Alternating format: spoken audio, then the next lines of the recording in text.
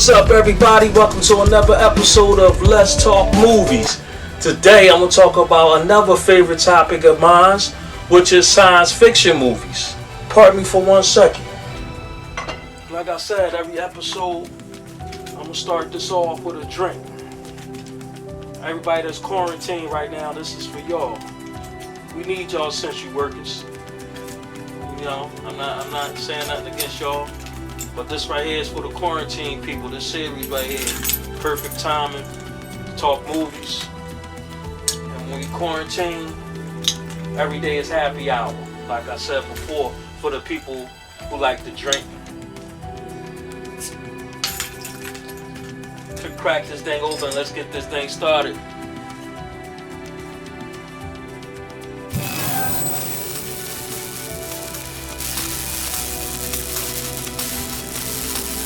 It was Michael J. Fox was in this movie. We had Christopher Lloyd was in it. Everybody know them two real big actors, and the movie concept was basically just saying they built a time machine, try to go back in the past, and they learned the whole premises of you can't change the past. Whatever you do in the past will affect the future. Any little misstep that you do, excuse me, will change the future. And that's what the premises of the movie. I love it. The time machine, man. The car for that time of that year was a great movie.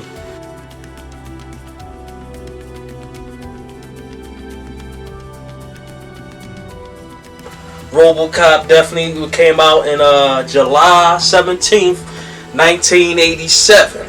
It was directed by Peter Van Hoven. And it was started Peter Weller.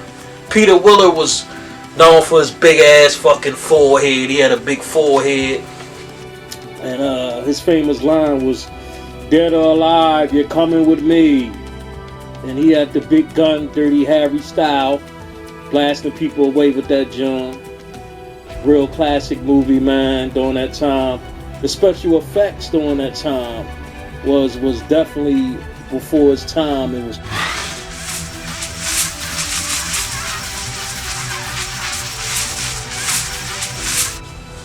Number eight, another favorite sci-fi of mine.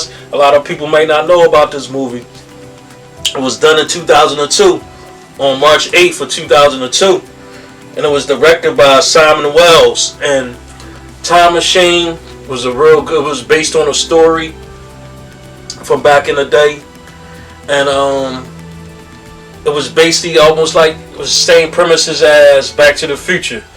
It was a love story. He was in love with his girl. She died. He was a scientist who built this time machine. It wasn't no car though. It was like this chair. You sit in it, you pull the lever, and it go through time. And his girlfriend died in the movie. He tried to go back and save her. Couldn't save her, so he tried to go back in time. She died different ways each time, like more horrible than the last time. And the premise of the story, like I said before, you can't change the past. The past is the past, fate is fate. That was a real good story. I advise everybody to check that out.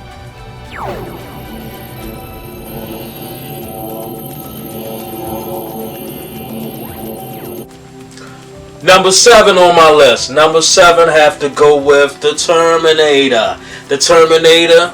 Everybody know about the Terminator. The Terminator was done in 1984 on October the 26th. It was done by James Cameron.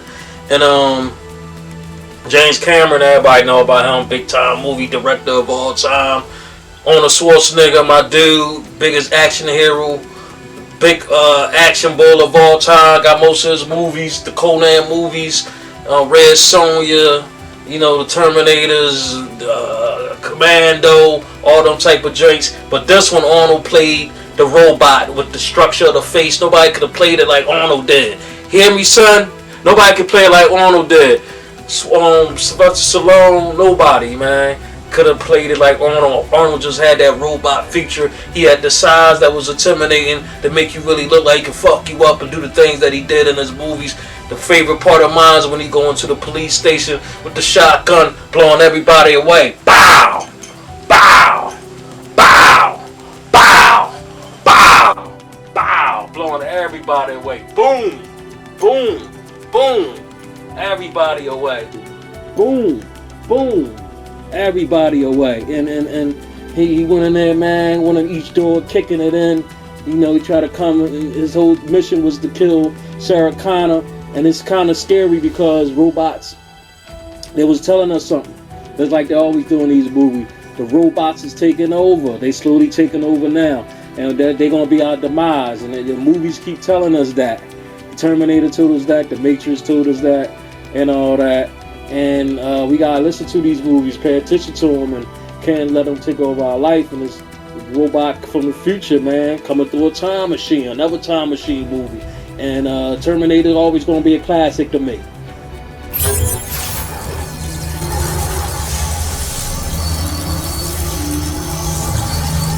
Dark City was done in 1998. It was done by Alex Proaz.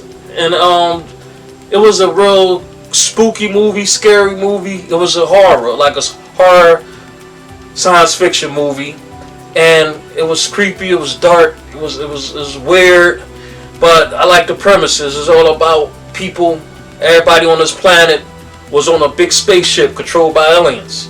You know, and it's definitely for people who need to check that out. Like I said, it came out in 1998. Dark City. Really liked it.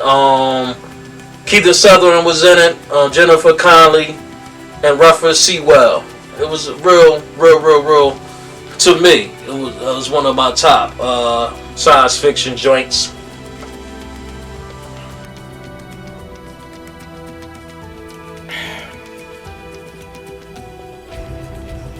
Let's go with number 5. Number 5 on my list, Event Horizon. Event Horizon was another spooky, creepy movie. Really liked it, man. Watched it a lot. It came out in 1997.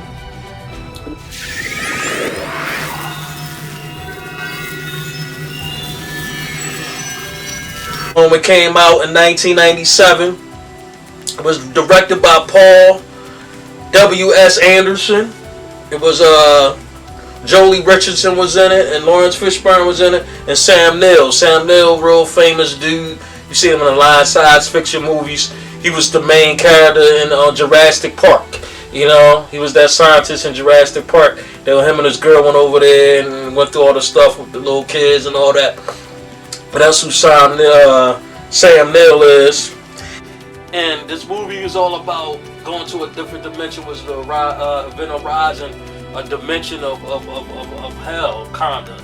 And hell, in this dimension, hell knows your deepest fears, and it uses your fears to destroy you and make you kill yourself, and just took over your soul. And once you got into this dimension, that was it, because it knew all your fears and what you was afraid of. And I love Event Horizon, man. I really love that movie.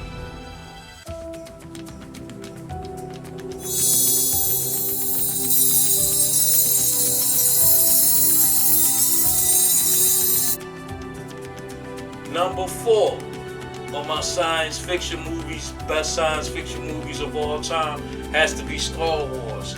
And as you can see right here, I got a section dedicated to Star Wars right here. a poster. I'm gonna go back so you can see this joint. A poster of all the characters from Star Wars, every single person, all my favorite characters that I love from Star Wars. I got a wall on the side of me right here, also dedicated to Star Wars. And like I said, number 4 on my list, Star Wars was a science fiction movie that directed by George Lucas, 1977. A lot of big actors was in it, and it was just a real good movie talking about galaxies that was, way and beyond in the universe. We was taught ever since that we was young. My parents and my grandparents, we always taught that we had one galaxy that was our galaxy with 9 planets in the Milky Way, and that's all that existed. And without intelligence in school, we never thought about how could it be in this vast universe that stretches beyond our imagination, that it could be other galaxies. Then they built the Hubble telescope. Come to find out, we got billions of other galaxies out there with their own suns and their own stars and their own galaxies, And George Lucas already put that idea out there, and talking about how these other galaxies out there is more advanced than us on Earth. And Star Wars sums it all up in that, and it just talks about the concept of good and evil.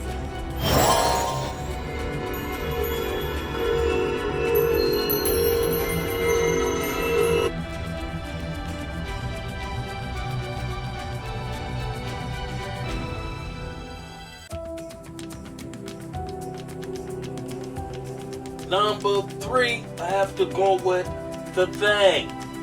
The Thing was done by John Carpenter. Everybody know John Carpenter, one of the biggest horror directors of all time. It was a horror / science fiction movie. John Carpenter, man, he did some great ones. And The Thing, I love it. It was the remake they did a couple years ago was actually good. It was actually a remake of a remake. The original one came out in the black and white days, like back in the day, and that was good. But the one that came out in 1982, of June 25th of 1982 by John Carpenter, it started Kurt Russell was in it, Willard Brimley and Keith David. Real good movie about a parasite that gets in you, an alien parasite that takes over your body and transform you into some entity, some creature that transform you into something unknown, and it needs a host to get inside of, kind of like alien kinda, and it transform you, man, and just rearrange your whole body structure, your DNA, your atoms in your body, everything. And I really love that movie, The Thing, and people need to check it out. I suggest you checking all 3 of them out. The one from the black and white days, the old one, the one in 82, and then the one they did a couple years ago. All of them was good. All of them was good.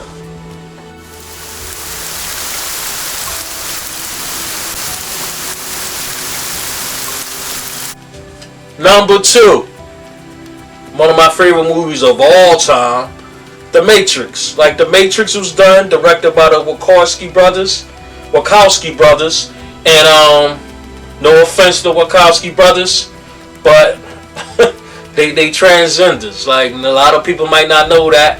I'm putting it out there. I just found out a couple years ago that they really are females, and they was like transgender before it became a real popular thing now. And I was like, wow, that's really crazy. But they stole the story from a black lady.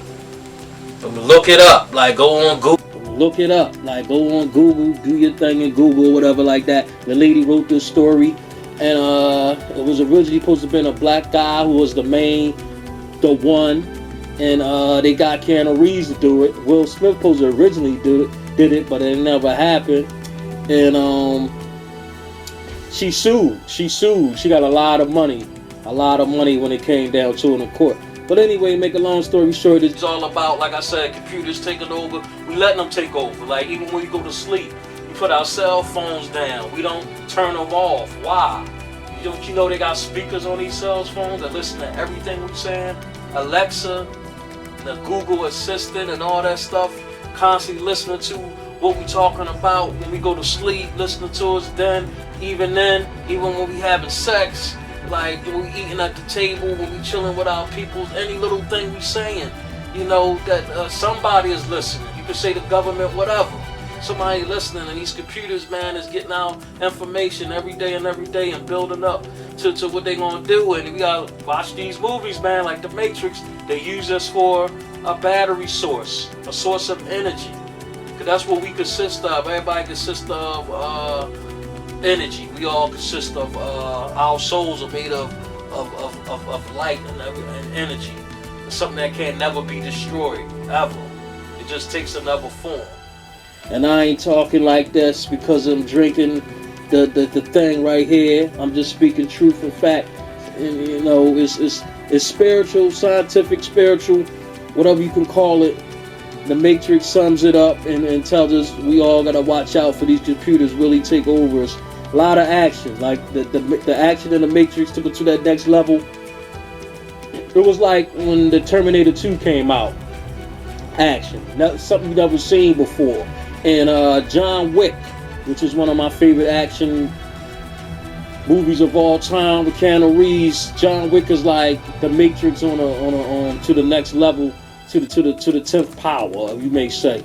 It's on the Matrix is a slow, laid back, slow camera movement, and John Wick speeds it up, And John Wick, a lot of people might not notice, the dude that did and directed John Wick is the stunt double of Keanu Reeves in The Matrix. So the movies are tied together. And I love the movie, man. Like I said, it's one of my favorite movies of all time. All time. Not just science fiction movies of all time. It got a lot of deep messages in there.